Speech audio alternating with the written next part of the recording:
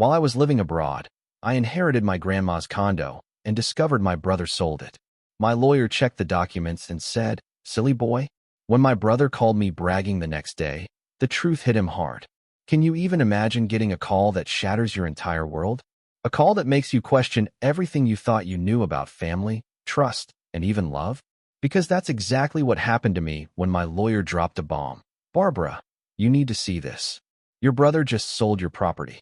I was sitting in my small Berlin apartment that Wednesday morning, coffee halfway to my lips, just trying to ease into the day.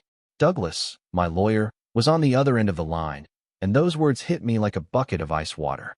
"My name's Barbara, I'm 27, and for the past 3 years, I've been living out my dream as a graphic designer in Germany. I left Tampa right after college, eager to experience something completely different. My parents were supportive, but my older brother, Tyler, who was 32, married with 2 kids, made it clear he thought I was being irresponsible.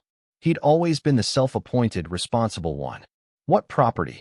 I asked Douglas, my hand shaking slightly as I set my coffee down. "Your grandmother's condo in Tampa," he said, his voice measured. "The one she left you in her will." My stomach dropped. Grandma Eleanor had passed away just 6 months prior, and I'd flown back for the funeral. It was devastating. She was the only person in my family who truly understood my need to explore, who actually encouraged me to take risks. "But a condo? I didn't know about any condo," I said slowly, confusion clouding my mind. "Nobody told me." A brief pause on the line. Then Douglas stated, "Barbara, you were named as the sole beneficiary of that property in her will. It's a 2-bedroom condo in downtown Tampa, worth approximately $350,000. Your brother sold it last week for $320,000. My mind started racing. $350,000. That wasn't just money, that was life-changing money.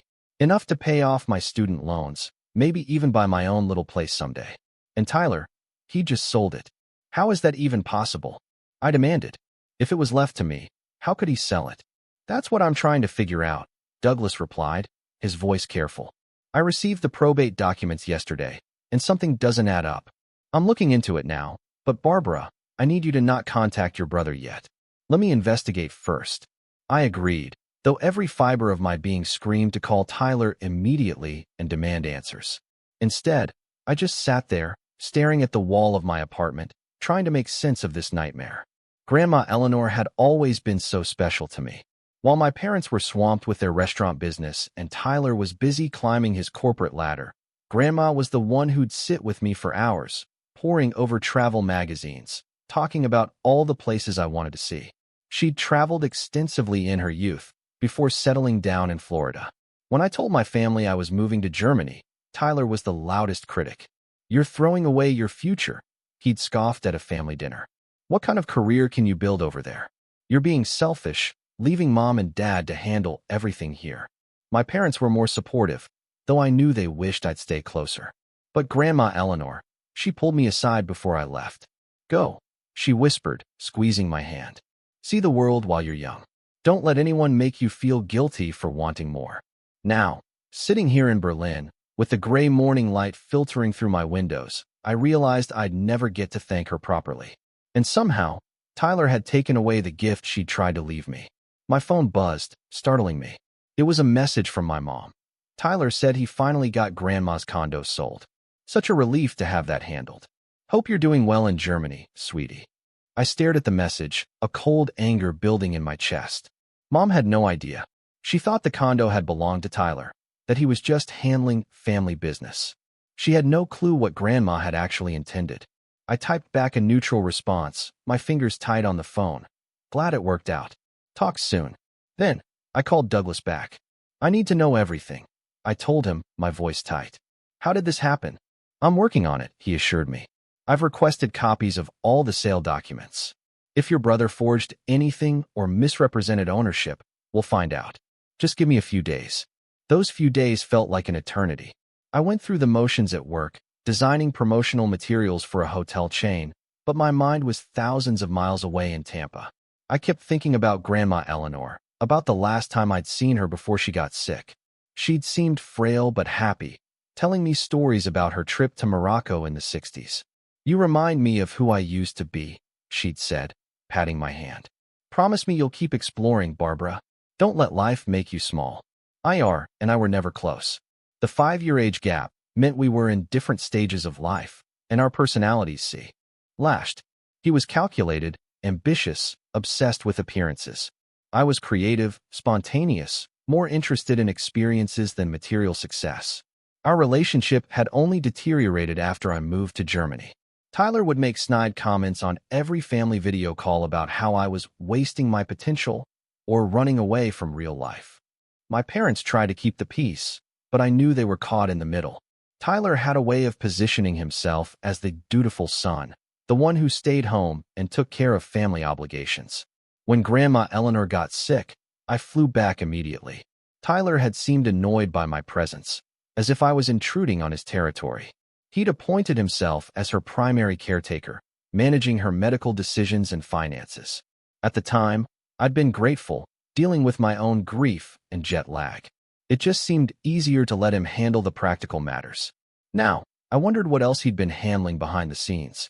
I spent those waiting days remembering Grandma Eleanor even more clearly. She'd been widowed for 15 years, living alone in that condo she'd bought after Grandpa died. It was her pride and joy, a place she'd chosen for herself. After decades of living in the house my grandfather picked, she used to joke that it was her independence headquarters.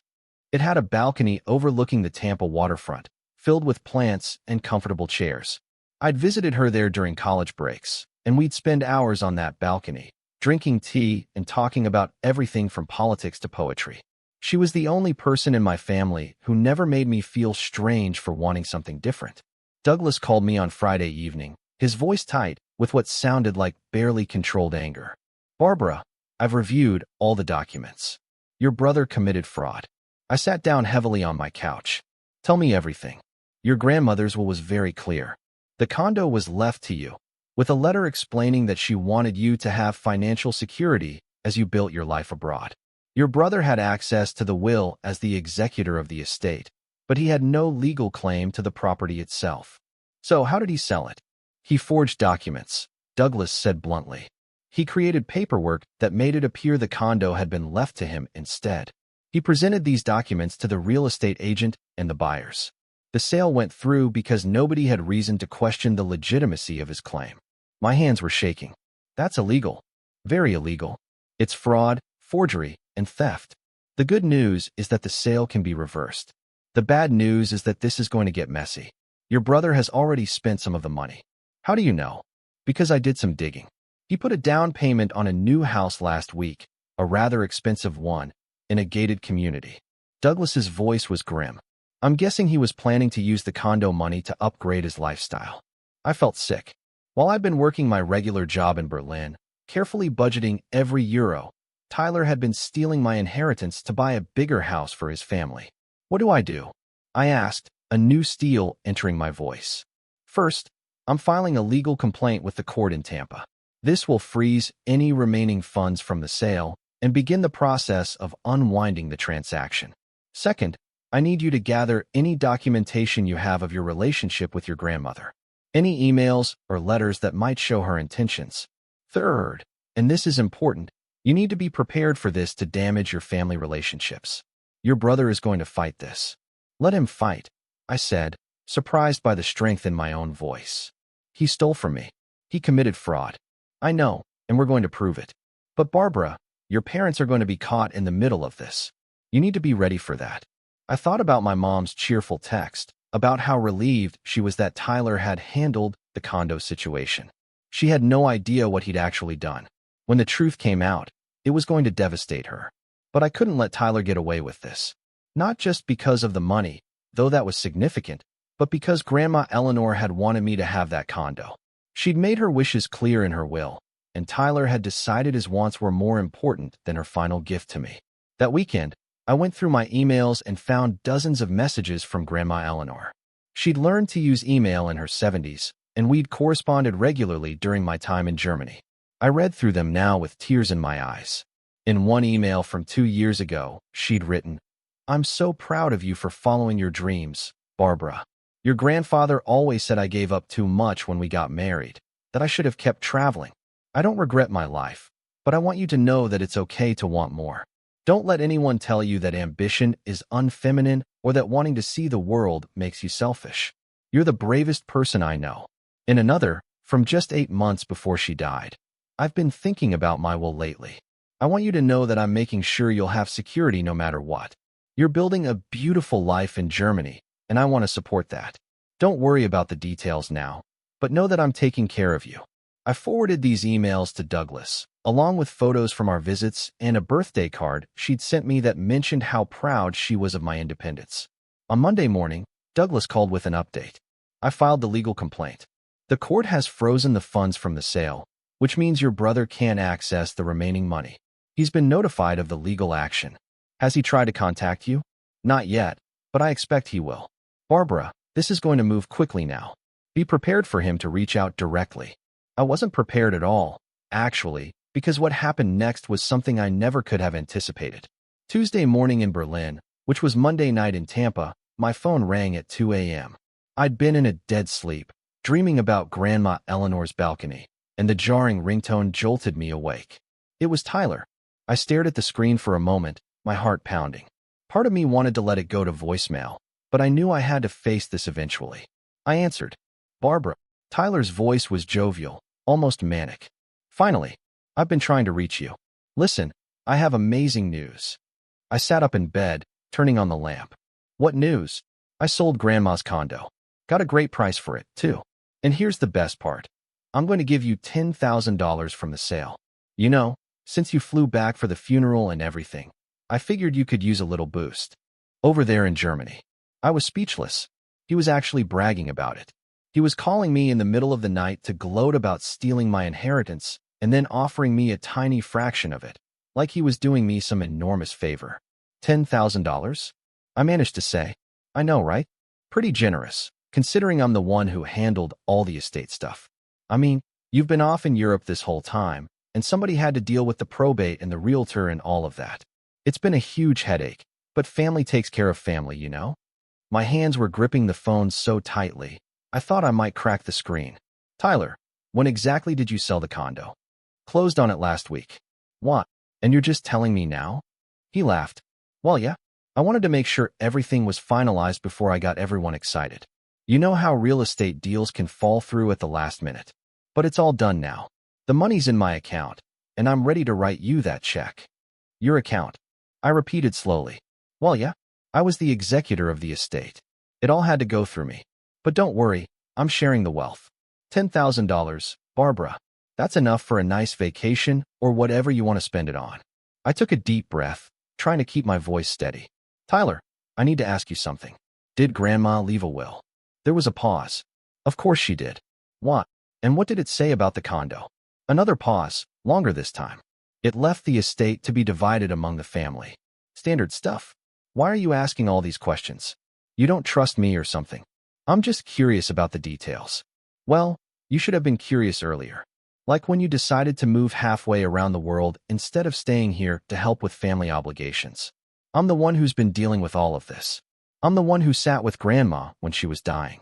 I'm the one who handled the funeral arrangements and the probate court and selling the condo.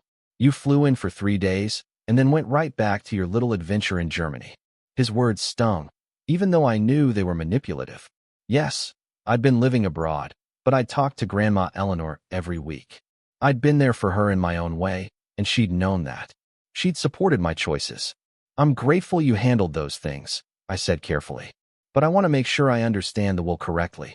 Who did it say the condo should go to? Barbara, it's 2 in the morning there, right? You sound tired. Why don't we talk about this later? I'll have Mom send you my bank details so you can receive the transfer. Okay, Tyler, I've got to go. Kids have early swim practice tomorrow. Talk soon, little sis. He hung up before I could say anything else. I sat in my dark apartment, phone still in my hand, feeling a strange mixture of rage and something almost like pity. Tyler genuinely seemed to think he'd done nothing wrong. Or maybe he knew exactly what he'd done and was hoping I'd be too grateful for the $10,000 to ask questions. Either way, he just made a crucial mistake. He called me to brag about the sale, which meant he had no idea that Douglas had already filed the legal complaint. He didn't know that the funds were frozen or that the court was investigating the forged documents. He thought he'd gotten away with it. I called Douglas immediately despite the early hour. He answered on the second ring, sounding wide awake. He just called me, I said without preamble.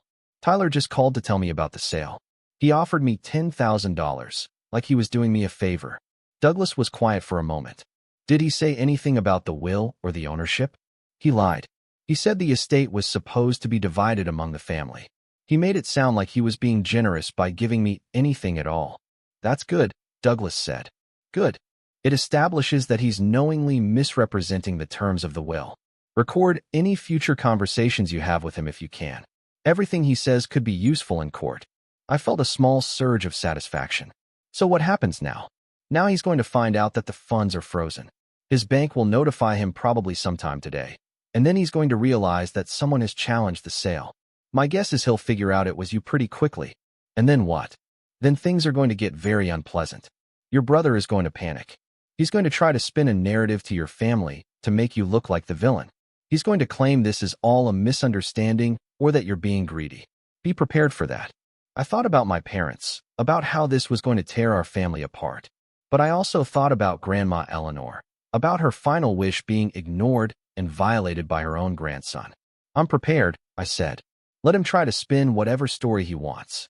We have the truth on our side. That's my girl, Douglas said approvingly. Now try to get some sleep. Tomorrow is going to be a big day. But I didn't sleep.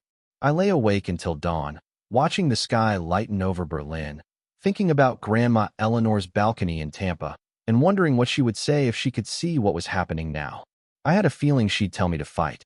And that's exactly what I was going to do. The call came 36 hours later.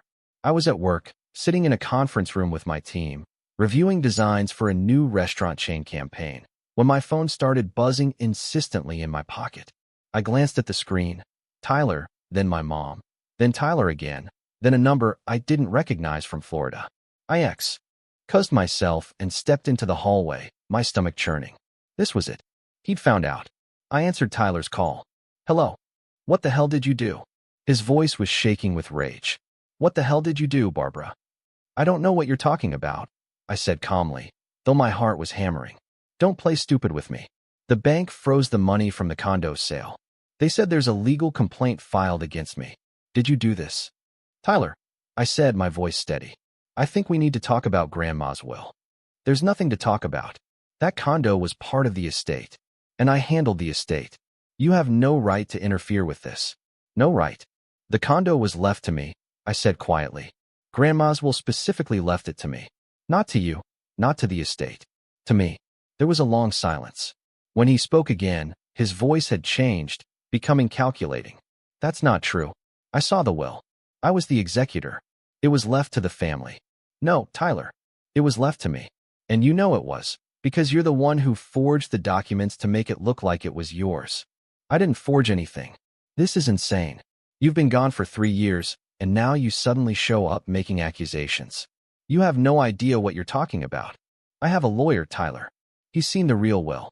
He's seen the documents you filed with the real estate sale. They don't match. You committed fraud. I heard him breathing heavily on the other end. You're out of your mind. Mom and Dad are going to hear about this. They're going to know what you're doing. Trying to steal from your own family. I'm not stealing anything. I'm taking back what Grandma wanted me to have. She wanted you to have it. He laughed bitterly. You were her little favorite, weren't you? Always running off to have your adventures while the rest of us actually took care of responsibilities. You think she really wanted to reward that? His words hit a nerve, but I pushed through. What Grandma wanted is in her will, Tyler. Legal documents don't lie. But apparently you do. You're making a huge mistake, he said, his voice dropping to something darker. You don't know what you're starting here. You think you can just waltz in from Germany and destroy this family? Mom and Dad are going to be devastated. Your niece and nephew are going to grow up knowing their aunt tore the family apart over money. Is that what you want? I want what Grandma wanted, I said. That's all I've ever wanted.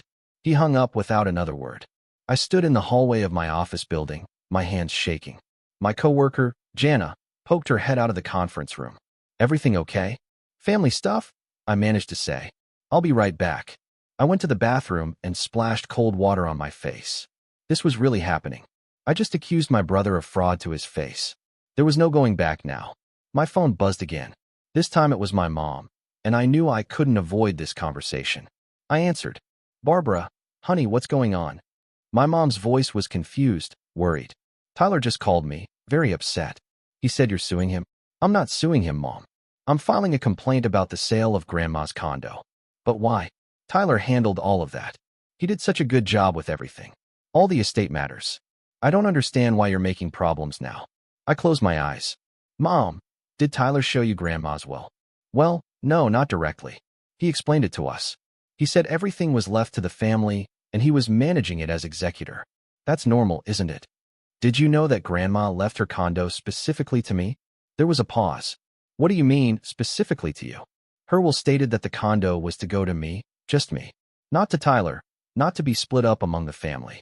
She left it to me. And she wrote a letter explaining why." "That can't be right," my mom said slowly. "Tyler told us he was selling the condo to settle the estate. He said you'd get a share of everything.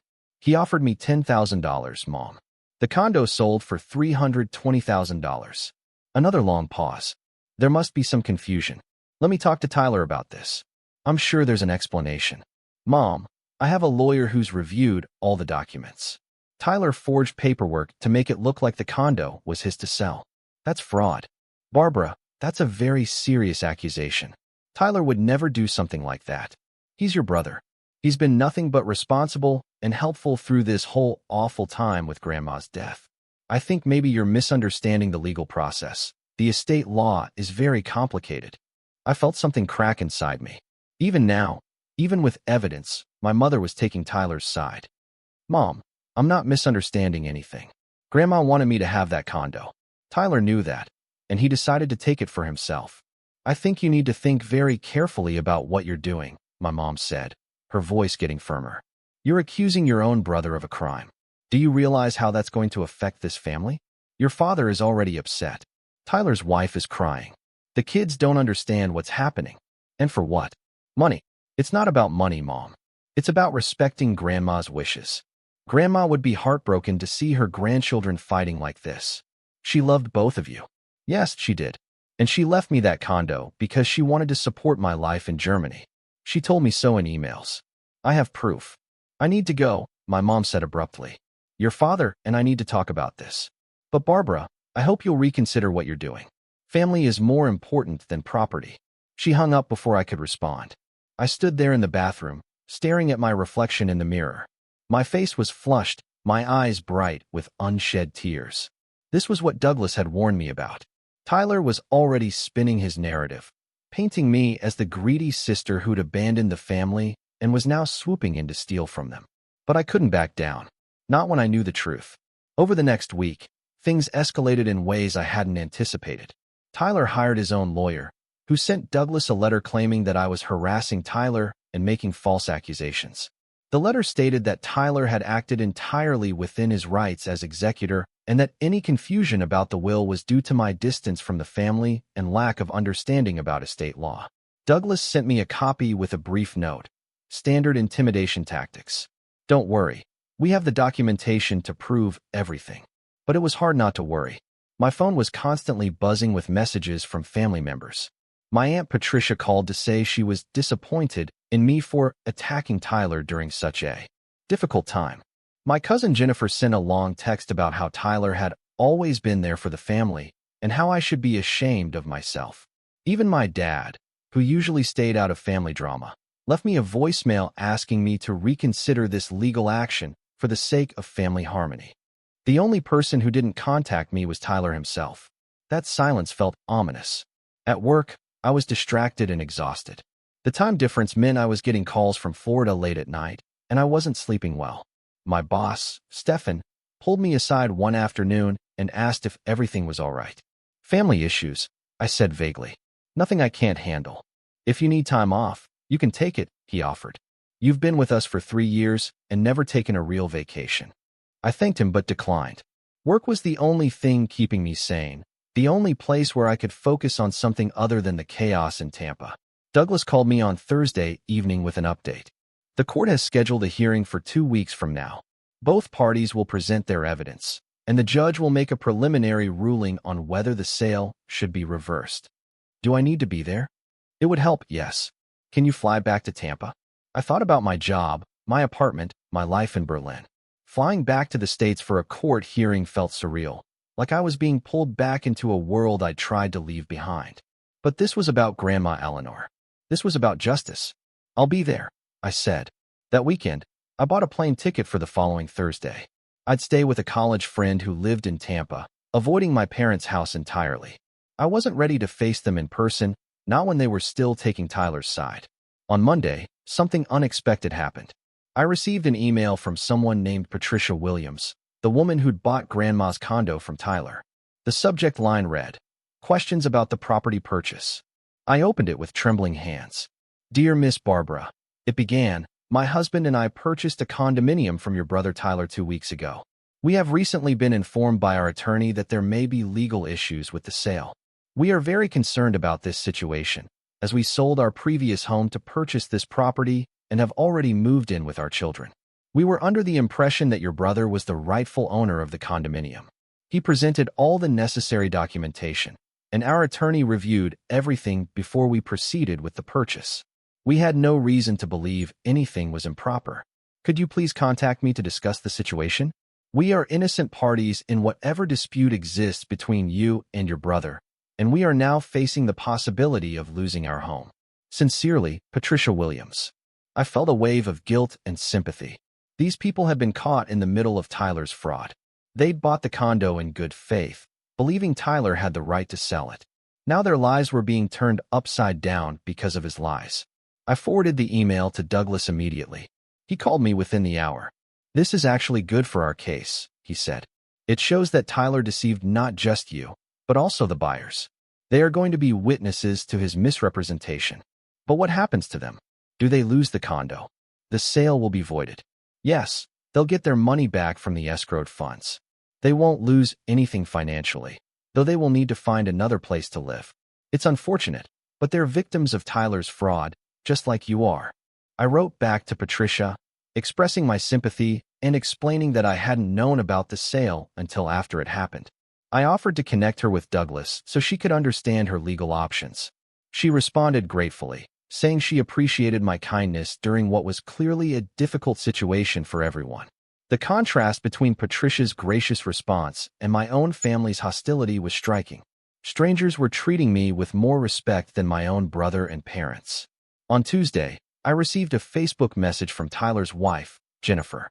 I'd always gotten along reasonably well with Jennifer, though we'd never been particularly close. Her message surprised me. "Barbara, I need to talk to you privately. Can we video chat sometime when Tyler isn't around?" I agreed, and we set up a call for Wednesday evening, which would be Wednesday afternoon in Tampa. When Jennifer's face appeared on my screen, I was shocked by what I saw. She looked exhausted. Her eyes were red, like she'd been crying. Her normally neat hair was pulled back in a messy ponytail, and she wasn't wearing makeup. "Thank you for talking to me," she said quietly. "I know things are really bad between you and Tyler right now. I'm sorry you're caught in the middle of this," I said honestly. She shook her head. "Barbara, I need to ask you something, and I need you to be completely honest with me. Did your grandmother really leave that condo to you?" "Yes," I confirmed. "I have a copy of her will. It's very clear." Jennifer closed her eyes for a long moment. "I was afraid of that. You know, Tyler told me the condo was his to sell. He said it was part of the estate he was managing as executor. But some things he said didn't add up. And when you filed that legal complaint, I started asking more questions. He got really defensive, really angry. That's not like him. Or at least I didn't think it was like him." She paused, looking away from the camera. "Barbara, we're in trouble. Real trouble."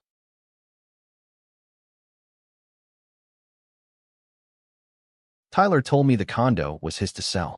He said it was part of the estate he was managing as executor. But some things he said didn't add up. And when you filed that legal complaint, I started asking more questions. He got really defensive, really angry. That's not like him. Or at least I didn't Tyler you think it was like him. She paused, looking away from the camera. "Barbara, we're in trouble. Real trouble. Saved most of that money for a down payment on a new house, a much bigger house than we can actually afford. He told me it was fine because he'd invested well and had the money. But if the sale gets reversed and we have to give the money back, we don't have it. It's already tied up in this new property." My stomach sank.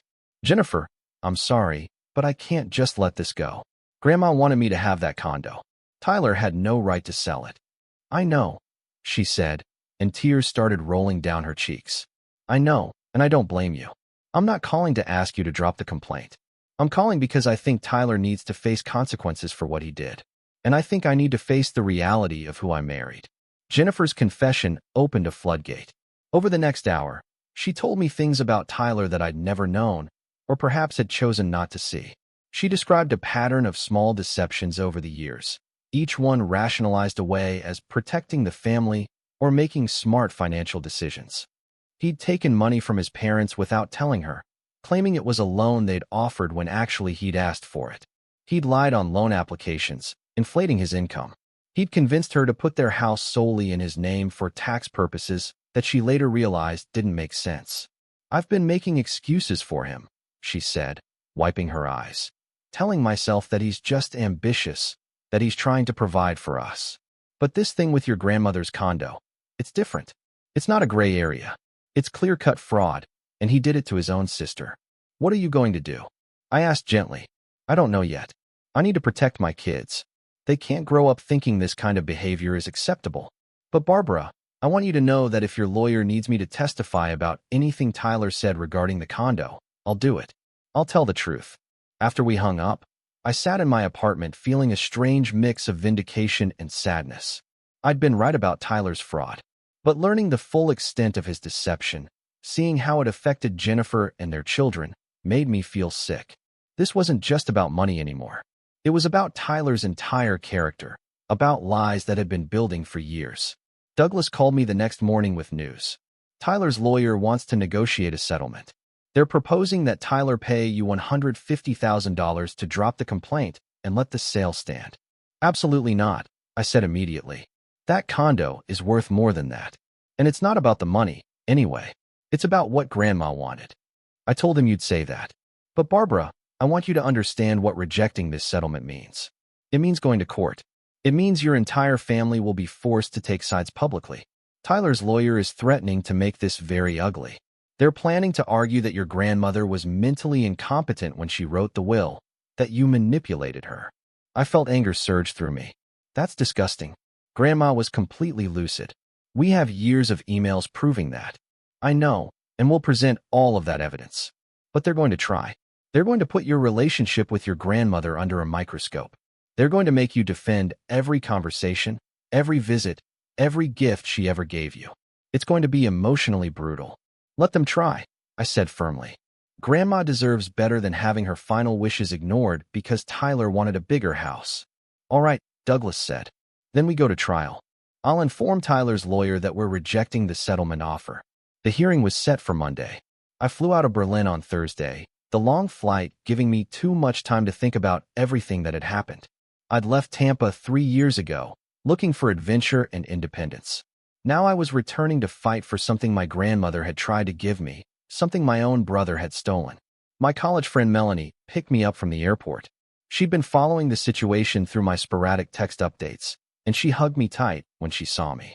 I can't believe Tyler did this, she said as we drove toward her apartment. I mean, I always thought he was kind of pretentious, but actual fraud? That's next level. I know, I said tiredly. I keep waiting to wake up and find out this was all a misunderstanding, but it just keeps getting worse. That weekend, Melanie tried to keep me distracted with movies and cooking projects, but my mind kept drifting to the upcoming hearing. Douglas sent me an email Saturday night with our strategy outlined. We'd present the original will, the forged documents Tyler had filed, and testimony from Jennifer about Tyler's statements regarding the sale. We'd also bring in the buyers, Patricia and her husband, to demonstrate how Tyler had deceived multiple parties. Sunday evening, Douglas called with unexpected news. Barbara, Tyler's lawyer, contacted me an hour ago with a new settlement offer. They want to reverse the sale entirely and transfer the condo to you. Tyler will handle all the logistics and costs associated with unwinding the transaction. I was stunned. Why the sudden change? My guess? Jennifer talked to him. She must have made it clear that she wasn't going to support his version of events.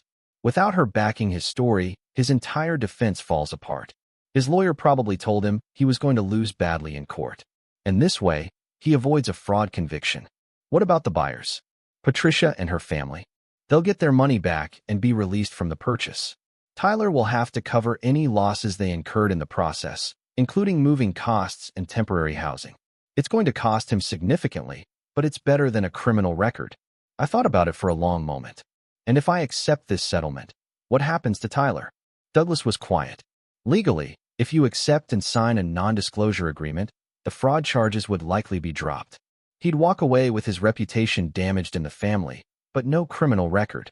Financially, he'd lose whatever he'd already spent from the sale, plus the costs of reversing everything. But he wouldn't face jail time. And if I don't accept? Then we go to court tomorrow. We present all our evidence.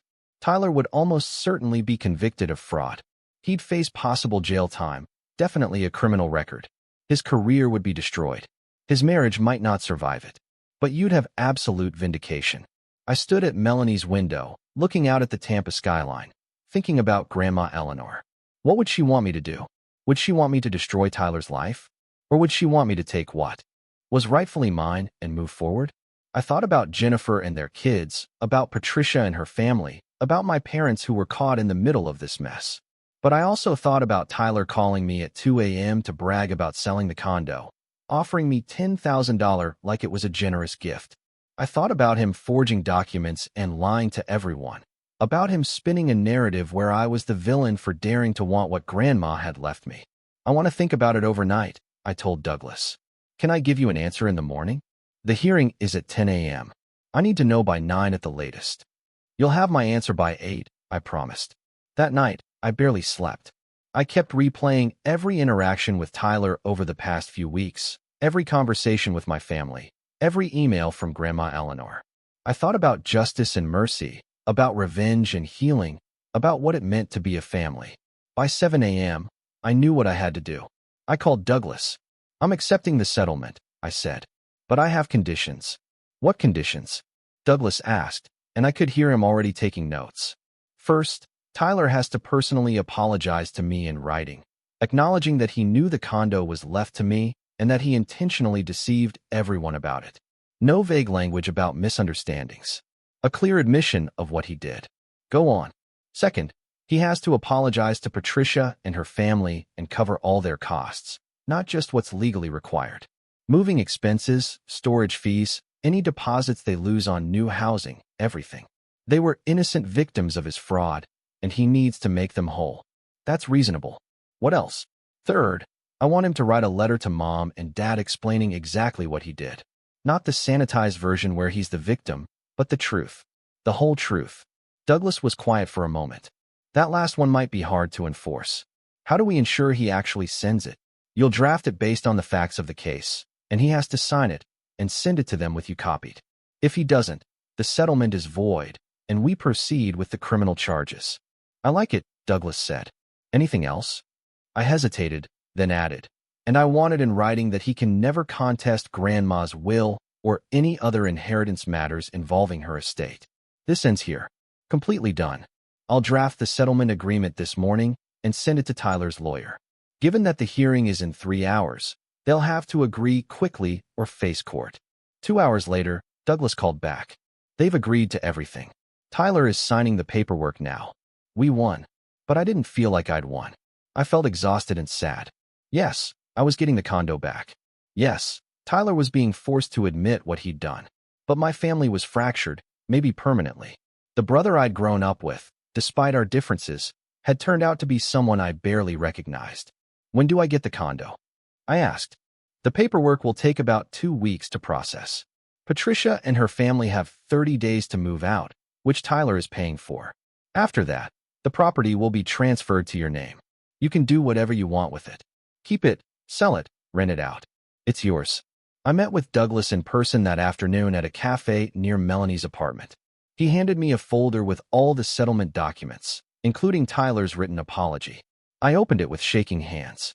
Dear Barbara, it read, I acknowledge that our grandmother Eleanor's will specifically left her condominium to you as sole beneficiary. I was aware of this provision when I acted as executor of her estate. Despite knowing her wishes, I falsified documents to make it appear that the property had been left to me, and I proceeded to sell it without your knowledge or consent. I deceived you, our parents, the buyers, and all parties involved in the transaction. My actions constituted fraud and violated the trust placed in me as executor. I apologize for the pain and confusion I have caused. I am taking full responsibility for unwinding this transaction and ensuring that Grandma's wishes are honored as they should have been from the beginning. Tyler. It was clinical, legal, and yet reading those words, seeing my brother admit to fraud on paper, made everything real in a way it hadn't been before. This wasn't a misunderstanding or a family squabble. Tyler had committed a crime against me, and now he had to face it. He also sent the letter to your parents this morning, Douglas said quietly. I have the confirmation. I nodded, unable to speak. I thought about my mom receiving that letter, reading Tyler's admission of what he'd done. Part of me felt vindicated, but part of me just felt sad for what our family had become. What happens now? I asked. Now you wait for the property transfer to be completed. Patricia and her family are already making arrangements to move. Tyler's handling all of that directly. You don't have to do anything except decide what you want to do with the condo once it's yours. I spent the next week in Tampa, avoiding my parents' calls. I wasn't ready to talk to them yet. I met with Patricia and her husband to apologize for the disruption to their lives, and they were remarkably gracious about the whole situation. We're just glad the truth came out, Patricia said. We could have been stuck in a legal nightmare for years. Your brother did wrong, but at least he's making it right now. I visited Grandma Eleanor's condo one afternoon, standing outside and looking up at the balcony where we'd spent so many hours talking. Patricia had invited me to come inside, and I walked through the rooms, seeing how she'd decorated the space. It was different from how Grandma had kept it, but I could still feel her presence there. This was a good home, Patricia said softly. We were happy here, even if it was brief. I hope whoever gets it next will love it as much as we did. I thanked her and left, already knowing what I was going to do with the property. On my last day in Tampa, before flying back to Berlin, Jennifer asked to meet me for coffee.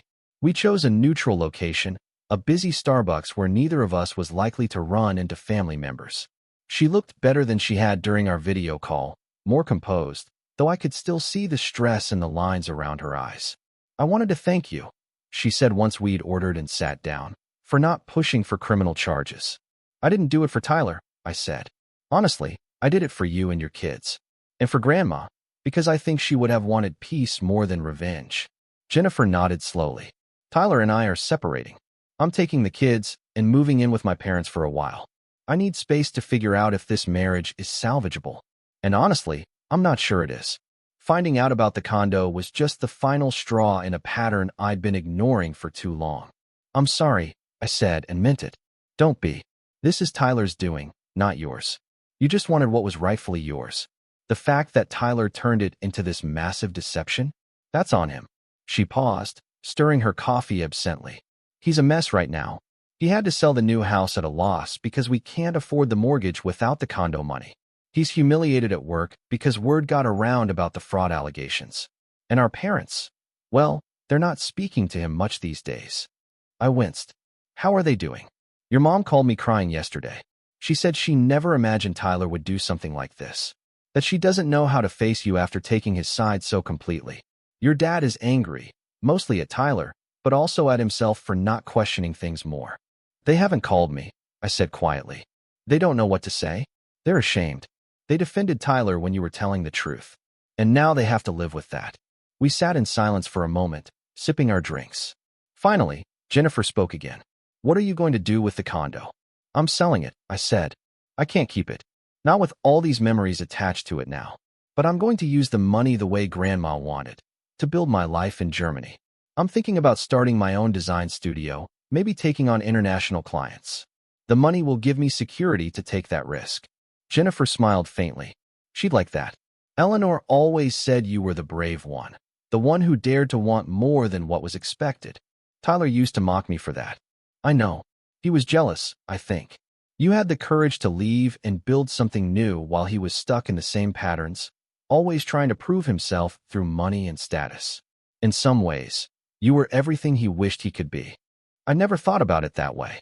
But maybe Jennifer was right. Maybe Tyler's fraud wasn't just about greed. It was about resentment. Resentment that I'd escaped the family dynamics that had shaped him, that I'd found a freedom he couldn't imagine for himself. Before we parted, Jennifer hugged me tightly. I hope someday we can all be family again. Not the dysfunctional family we were, but something healthier, something honest. Maybe, I said, but it's going to take time. A lot of time. I flew back to Berlin the next day, emotionally drained, but also strangely at peace. The condo transfer would be finalized in another week, and then I could move forward with selling it. Douglas had already connected me with a reputable real estate agent in Tampa who specialized in downtown properties. Back at work, I threw myself into projects with renewed energy. Stefan noticed the change in me. Whatever you were dealing with, it looks like you've resolved it, he said approvingly. Getting there, I told him. And actually, I wanted to talk to you about something. I'm thinking about going freelance, starting my own studio. I'd still want to work with this agency on contract, but I need to explore some other opportunities, too. Stefan didn't seem surprised. I was wondering when you'd make this move. You've been ready for a while. Let's talk about how we can make this work for both of us. Over the next month, as the condo sale processed, I laid the groundwork for my new business. I reached out to former colleagues, built a portfolio website, and started networking with other designers in Berlin's creative community. The freedom was exhilarating and terrifying in equal measure, but I kept thinking about what Grandma Eleanor had said. Don't let life make you small. The condo sold quickly once it was officially mine. The new buyers were a young couple, expecting their first child, and something about that felt right. New life, new beginnings, a fresh start in the space that had meant so much to Grandma Eleanor. When the money hit my account, I sat staring at the number for a long time. $350,000. It was exactly what Grandma had wanted me to have, exactly what she'd planned for. Tyler had tried to steal it, but in the end, justice had prevailed. I transferred a portion to pay off my student loans completely. Another chunk went into a business account for my new studio. The rest I invested carefully, creating a financial cushion that would let me take creative risks without worrying about survival.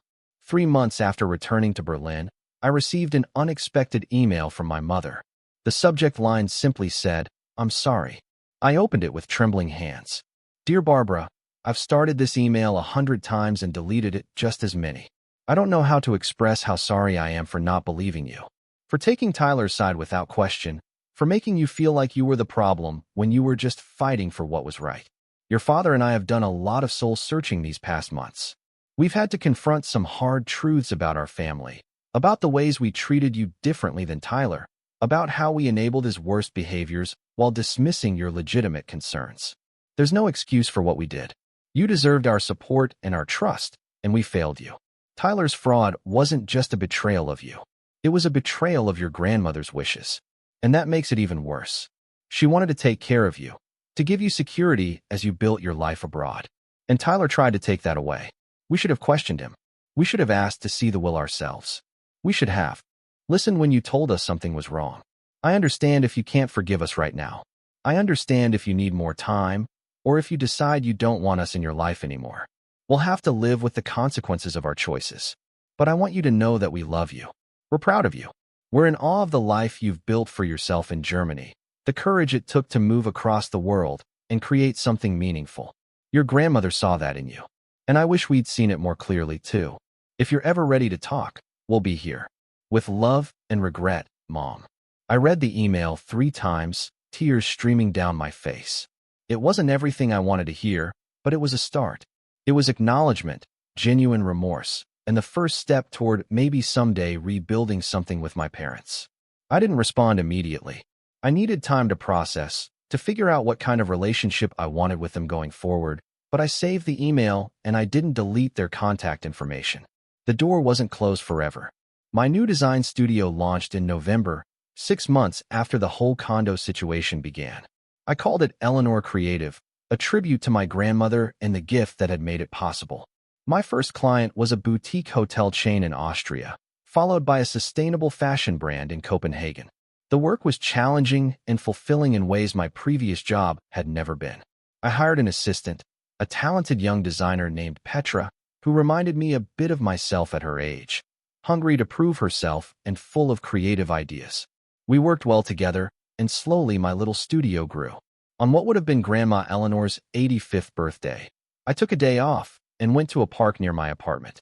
I brought a thermos of tea and sat on a bench, thinking about her balcony in Tampa, about all our conversations, about the life she'd lived and the legacy she'd left behind. Thank you, I whispered to the wind.